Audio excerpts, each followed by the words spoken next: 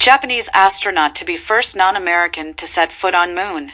A lucky Japanese astronaut will become the first non-American to set foot on the moon during one of NASA's upcoming Artemis missions, U.S. President Joe Biden announced Wednesday. The offer to Japan, an opportunity many nations have long dreamed of, came as part of Prime Minister Fumio Kishida's state visit, and as Washington seeks to strengthen ties with its key Asian ally. 2 Japanese astronauts will join future American missions, and one will become the first non-American ever to land on the moon, Biden said in a press conference with Kishida.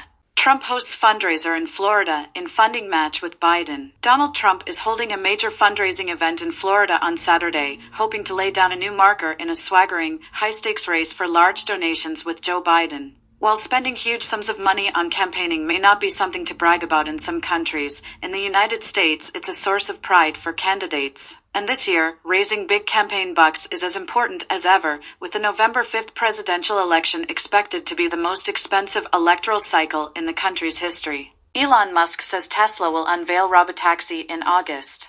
Elon Musk revealed Friday that Tesla will pull back the curtain on a robotaxi this summer, news that comes as adoption of self-driving vehicles hits speed bumps over safety concerns. The billionaire boss of the electric car maker did not provide details, saying only in his post on X that the Tesla robotaxi unveil will come on August 8th.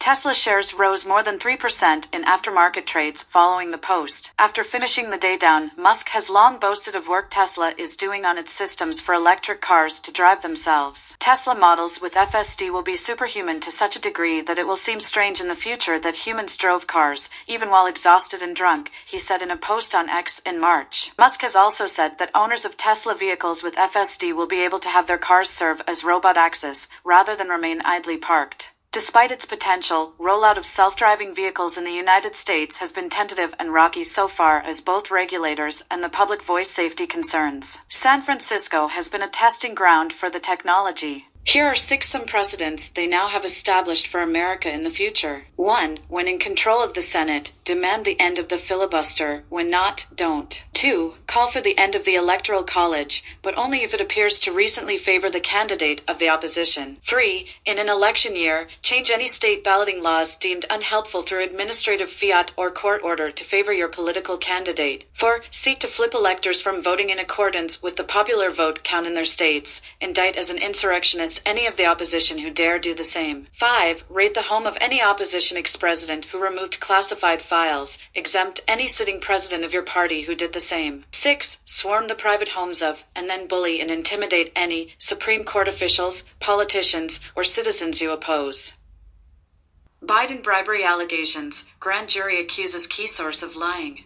The U.S. Department of Justice and the Federal Bureau of Investigation seem to have their wires crossed over a key witness in the Hunter Biden bribery investigation. DOJ Special Counsel David Weiss announced a grand jury issued an indictment against Alexander Smirnov.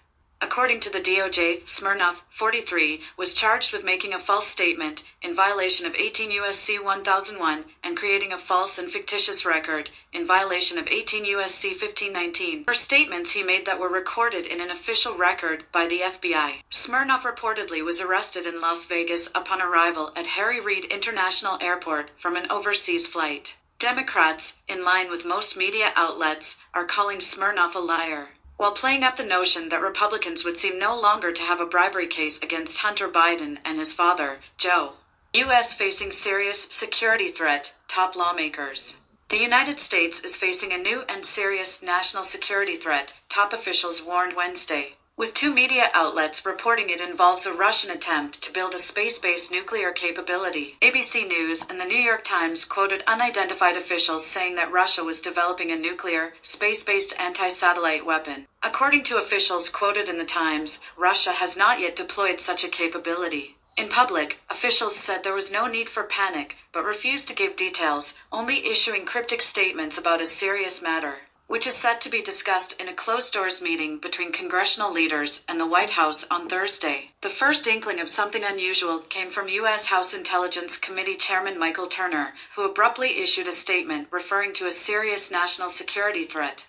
I am requesting that President Biden declassify all information relating to this threat so that Congress The administration and our allies can openly discuss the actions necessary to respond to this threat, he said. Unidentified sources told NBC and CNN the threat was a highly concerning Russian military capability, without providing further details. Turner and his Democratic counterpart Jim Himes said in a letter to lawmakers the panel had identified an urgent matter with regard to a destabilizing foreign military capability that should be known by all congressional policymakers. They said the committee had voted on Tuesday to make classified information available in a secure location for review by lawmakers until Friday. Himes urged caution, however, in a separate statement in which he described the intelligence as significant but not a cause for panic. The Republican House Speaker, Mike Johnson, also urged caution, telling reporters at the Capitol that there is no need for public alarm. Trump wants delay in election interference trial as Jack Smith continues to trash democracy. President Trump has asked the Supreme Court to lengthen the delay in the trial that comes from special counsel Jack Smith's 20202 election interference fantasy, stating that he has presidential immunity that protects him from prosecution. The former president's lawyers filed an emergency appeal with the Supreme Court Monday afternoon, only days following a ruling in the matter by the D.C. Appeals Court says that Trump, who is the 2024 Republican frontrunner for president, is not immune from being prosecuted in Smith's case. Trump's request asks for temporary relief to stay or block the appeals court decision from taking place. The purpose is to give Team Trump more time to file an appeal in the Supreme Court to decide whether a former president has immunity from criminal prosecution on action that were taken while in office, a matter that has held the standard that is in favor of Trump. The trial that comes from Smith's case remains on hold, awaiting a resolution of the immunity decision. The Justice Department could request an expedited decision of the initial emergency appeal. The result will be that such prosecutions will be common, leading to a destructive cycle of recrimination. This will cast a looming shadow over every future presidency by weaponizing every political opponent by extortion or blackmail with an explicit or implicit threat of indictment by future hostile administration. This prosecution will only trash democracy for generations. One of Trump's spokespersons said this is a powerhouse filing, and without proper immunity, a president will never be able to function correctly. This filing comes after D.C. federal judge Tanya Chutkan delayed the trial that was set to begin on March 4th, just a day before Super Tuesday primaries in Alabama, Alaska, American Samoa, Arkansas, California, Colorado, Maine, Massachusetts, Minnesota, North Carolina, Oklahoma, Tennessee, Texas, Utah, Virginia, and Vermont. Smith charged Trump with conspiracy to defraud the United States, conspiracy to obstruct an official proceeding, and conspiracy against rights. Trump pled not guilty to all charges in August 2023. Systems down, Vegas casinos undergoing strange cyber attacks. MGM Properties, Caesars Entertainment, and other Las Vegas properties are enduring their 8th day of suspicious cyber attacks. The attacks first began the morning of Sunday, September 10th, and have shown very little signs of slowing down. The very next day, September 11th, came an onslaught of system failures throughout MGM Properties, leaving websites, ATMs, slot machines, and majority of financial transactions disabled at the area, and throughout other casinos under the MGM umbrella. It appeared that September 12th and 13th got the worst of the attacks, as they had spread from MGM Properties to Caesars Entertainment. All apps, websites, and phone lines were knocked out at both casino umbrellas. Guests had limited access to any kiosks, ATMs, and credit card transactions within these casinos. Many have also reported unusual charges to their credit cards, but have not been able to view their charges and receipts during their stays. Elevators have been down, and people have been kicked out of their hotel rooms with faulty room keys. All employee portals had gone haywire, leaving employees no choice but to check in and cash out guests by hand. According to a local source in the Las Vegas area, people are just abandoning machines with money still left in them. This all comes at the speculation of a group of cyber attackers being paid off an estimated $30 million by Caesars Properties, for reasons still unknown. MGM Properties released a statement in an attempt to alleviate public concerns, and have since offered free parking at all of their casinos.